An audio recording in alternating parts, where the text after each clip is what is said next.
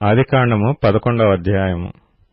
భూమి యందంతటా ఒక్క భాషయు ఒక్క పలుకును ఉండెను. వారు తూర్పున ప్రయాణమై పోవుచుండగా షీనారు దేశమందొక మైదానము వారికి కనబడెను. అక్కడ వారు నివసించి, మనము ఇటికలు చేసి బాగుగా కాల్చుదము రండని ఒకనితో ఒకడు మాట్లాడుకొండ్రి. రాళ్లకు ప్రతిగా ఇటికలను, అడుసునకు ప్రతిగా మట్టి కీలును వారికుండెను. మరియు వారు, మనము భూమి యందంతటా చెదరిపోకుండా ఒక పట్టణమును, ఆకాశమునంటు శిఖరము గల ఒక గోపురమును కట్టుకొని పేరు సంపాదించుకొందము రండని మాట్లాడుకొనగా, యెహోవా నరుల కుమారులు కట్టిన పట్టణమును, గోపురమును చూడ దిగి వచ్చెను. అప్పుడు యెహోవా, ఇదిగో జనము ఒక్కటే, వారికందరికీ భాష ఒక్కటే, వారు ఈ పని ఆరంభించియున్నారు. ఇక మీదట వారు చేయదలచి ఏ పని అయినను చేయకుండా వారికి ఆటంకమేమియూ నుండదు. గనుక మనము దిగిపోయి వారిలో ఒకని మాట ఒకనికి తెలియకుండా అక్కడ వారి భాషను తారుమారు చేయదము రండని అనుకొనెను. అలాగు యెహోవా అక్కడ నుండి భూమి యందంతటా వారిని చెదరగొట్టెను. గనుక వారు ఆ పట్టణమును కట్టుట మానిరి. దానికి బాబెలు అని పేరు పెట్టిరి. ఎందుకనగా అక్కడ యెహోవా భూజనులందరి భాషను తారుమారు చేసెను. అక్కడ నుండి యెహోవా భూమి యందంతటా వారిని చెదరగొట్టెను.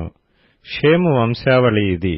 షేము 100 ఏండ్లు గలవాడై జలప్రవాహము గతించిన 2 ఏండ్లకు అర్పక్షదును కనెను. షేము అర్పక్షదును కనిన తరువాత 500 ఏండ్లు బ్రతికి కుమారులను కుమార్తెలను కనెను. అర్పక్షదు 35 ఏండ్లు బ్రతికి షేలహును కనెను.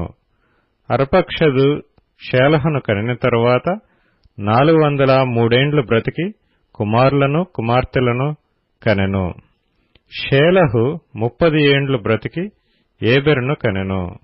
షేలహు ఏబెరును కనిన తరువాత 403 ఏండ్లు బ్రతికి కుమారులను కుమార్తెలను కనెను. ఏబెరు 34 ఏండ్లు బ్రతికి పెలెగును కనెను. ఏబెరు పెలెగును కనిన తరువాత 430 ఏండ్లు బ్రతికి కుమారులను కుమార్తెలను కనెను. పెలెగు 30 ఏండ్లు బ్రతికి రయూను కనెను. పెలెగు రయూను కనిన తరువాత 209 ఏండ్లు బ్రతికి కుమారులను కుమార్తెలను కనెను. రయు 32 ఏండ్లు బ్రతికి సెరూగును కనెను. రయు సెరూగును కనిన తరువాత 207 ఏండ్లు బ్రతికి కుమారులను కుమార్తెలను కనెను. సెరూగు 30 ఏండ్లు బ్రతికి నాహోరును కనెను. సెరూగు నాహోరును కనిన తరువాత 200 ఏండ్లు బ్రతికి కుమారులను కుమార్తెలను కనెను. నాహోరు 29 ఏండ్లు బ్రతికి తెరహును కనెను. నాహోరు తెరహును కనిన తరువాత 119 ఏండ్లు బ్రతికి కుమారులను కుమార్తెలను కనెను. తెరహు 70 ఏండ్లు బ్రతికి అబ్రామును, నాహోరును, హారానును కనెను. తెరహు వంశావళి ఇది. తెరహు అబ్రామును, నాహోరును, హారానును కనెను. హారాను లోతును కనెను. హారాను తాను పుట్టిన దేశమందలి కల్దీయుల ఊరను పట్టణములో తన తండ్రి అయిన తెరహు కంటే ముందుగా మృతి పొందెను.